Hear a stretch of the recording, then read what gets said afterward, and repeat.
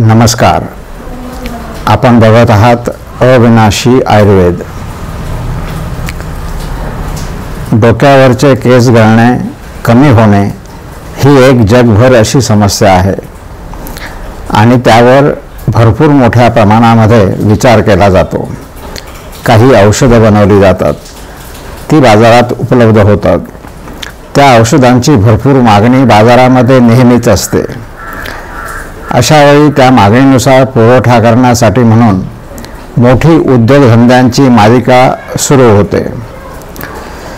डोक्यावर केस असणे, त्यांची रचना चांगली करणे हा सौंदर्य वाढवण्यातला एक प्रकार आहे. यासाठी बाजारामध्ये विशेष करून तेलाच्या निर्मितीचा सगळ्यात मोठा भाग आहे. अगदी भारताचा विचार केला तर आवळ्याचं तेल आणि माक्याचं तेल याचा विशेष करून डोक्याच्या केसांसाठी प्रामुख्याने उपयोग केला जातो. अजूनही काही गोष्टी आहेत. केसांना तेल लावल्याने फायदा निश्चितच होतो, परंतु ती स्थानिक चिकित्सा आहे असं म्हणता येऊ शकेल. त्याच्या पाठीमागे शरीरातल्या घटनाही काही जबाबदार असतात. याचा विचार फारसा न करता सर्वसामान्यपणे स्थानिक चिकित्सेला अधिक महत्त्व दिलं जातं हे स्पष्ट आहे. आणि म्हणून आपण आज त्यावर स्थानिक चिकित्सेशिवाय आणखीन कोणत्या प्रकारचा विचार करणे आवश्यक आहे त्याबद्दलची माहिती घेणार आहोत. भारतीय तत्त्वज्ञानावर उभे असलेल्या आयुर्वेद शास्त्रामध्ये याबद्दलची योग्य ती माहिती निश्चित स्वरूपाची दिलेली आहे. प्रथम आपण केस का गळतात किंवा ते पांढरे का होतात याबद्दल आयुर्वेदिक शास्त्रामध्ये काय वर्णन केलेले आहे ते आपण बघणार आहोत. त्यापूर्वी एक गोष्ट आपल्याला माहीत असायला हवी. ही आयुर्वेदिक शास्त्राचे सगळे उपदेश हे 3 प्रकारच्या सूत्रामध्ये विभागलेले आहेत. त्यांना त्रिसूत्र आयुर्वेद असं म्हणतात. त्यामध्ये हेतू म्हणजे असलेल्या रोगाची किंवा लक्षणांची कारणं, त्यानंतर लक्षणं किंवा आजार आणि त्यानंतर तिसरं सूत्र हे त्यावरची चिकित्सा या संदर्भामध्ये विभागलेले असते. आजच्या बऱ्याच वेळा उपचार पद्धतीमध्ये हेतूंचा विचार न करता म्हणजे कारणांचा विचार न करता चिकित्सा केली जाते.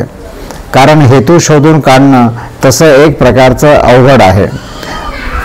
परंतु बऱ्याच वेळा असंही घडतं की हेतू येतात आणि जातात. त्यामुळे उरलेला भाग चिकित्सेने बरा होण्यासाठी हेतूंच्या बाबत विचार केला नाही तरी चालतो. अगदी छोटंसं उदाहरण म्हणजे त्यामध्ये असं म्हणता येईल, पाऊस पडला म्हणून 2 दिवसांनी सर्दी होणार असेल आणि पाऊस निघून गेला असेल तर त्यावरती उपचार पद्धती ही सोपी ठरते. आता आयुर्वेद शास्त्रामध्ये केस का गळतात किंवा पांढरे का होतात याची शरीरामध्ये कोणती कारणं आहेत याबद्दलचा उपदेश जो केलेला आहे त्याचा विचार करूयात. आयुर्वेद शास्त्रामध्ये असं म्हटलं आहे की ज्यावेळेस केसांच्या मुळाशी पित्त जातं त्यावेळी एकतर त्याचा पांढरापणा निर्माण होतो किंवा ते गळायला सुरुवात होते. आता पित्त केसांच्या मुळाशी जातं. पित्त म्हणजे सृष्टीतल्या अग्निमहाभूताचे प्रतिनिधित्व करत असतं. अग्निमहाभूत आणि पित्ताच्या अनुषंगाने विचार केला तर उष्णगुण हा केसांच्या मुळाशी गेल्यानंतर केस त्यांचा पाक व्हायला किंवा त्यांचा वर्ण बदलायला म्हणजेच ते पांढरे व्हायला कारण ठरतात आणि किंवा ते गळायला सुरुवात होते. आपण यापूर्वी बऱ्याच वेळा पाहिलं की सृष्टीतील उष्णगुण हा सर्वाधिक जास्त मोठ्या प्रमाणामध्ये कोणत्याही प्रकारच्या परिवर्तनाला नेहमी कारण ठरत असतो. आणि म्हणून हा उष्णगुण ज्यावेळेस केसांच्या मुळाशी जातो त्यावेळेस केस गळण्याची किंवा पांढरे होण्याची शक्यता वाढते किंवा तसे परिणाम दिसून येतात. शरीरामध्ये पित्त असतंच, त्याच्या ठिकाणी उष्णगुण असतोच, पण वेगळेपणा हा की उष्णगुण ज्यावेळेस केसांच्या मुळाशी जातो तेव्हा ही प्रक्रिया घडून येत असते. आता तो केसांच्या मुळाशी जाणं याचाच अर्थ पित्त हे ऊर्ध्व भागामध्ये शरीरामध्ये जाणे असा होतो. पित्त हे ग्रहणी अवयवामध्ये म्हणजे लहान आतड्यामध्ये स्त्रवते आणि तेथून ते पचनाच्या कार्याला उष्ण उन्हाने मदत करतं. पित्त पित्त वाढल्यानंतर बऱ्याच मोठ्या प्रमाणात गुदमार्गातून मलाच्या बरोबर बाहेर पडतं किंवा मूत्रातून बाहेर पडत असतं. परंतु त्याची वृद्धी झाली आणि ती जर केसांच्या मुळाशी गेली तर केस गळण्याची प्रक्रिया वाढीला लागते हे नक्की. म्हणजे आपल्याला पित्त वाढणार नाही याची एक काळजी घेणं आवश्यक आहे आणि ते मलमूत्रातून बाहेर कसं जाईल ही प्रक्रिया आपल्याला निश्चित करावी लागते. आणि म्हणून ही प्रक्रिया करत असताना आपल्याला असं लक्षात येऊ शकेल की यातल्या बऱ्याचशा रुग्णांना केस गळणाऱ्या किंवा केस पांढऱ्या होणाऱ्या रुग्णांच्या बाबतीत त्यांना मलाची प्रवृत्ती ही चांगली होत नाही. मलावष्टंभ लक्षण असू शकतं. मलावष्टंभ झाल्यास पित्ताची गती काहीशा प्रमाणात वरच्या बाजूला जाते आणि ती केसांच्या मुळाशी गेली तर हा व्याधी किंवा ही लक्षणं निर्माण होतात. त्यामुळे मलप्रवृत्तीला साफ होणं हे पित्तासाठी एक चांगलं औषध आहे किंवा तो औषधातला एक प्रमुख भाग आहे हे नक्की. आपण पाहतो की बरेचसे लोक सहजपणे म्हणतात जास्त विचार करू नका, केस गळतील किंवा पांढरे होतील. जास्त विचाराने किंवा संतापाने जो पित्ताचा प्रकोप मस्तिष्कामध्ये होतो त्याच्या अनुषंगाने पित्त जे वाढतं ते केस गळायला किंवा पांढरं व्हायला मदत करतं.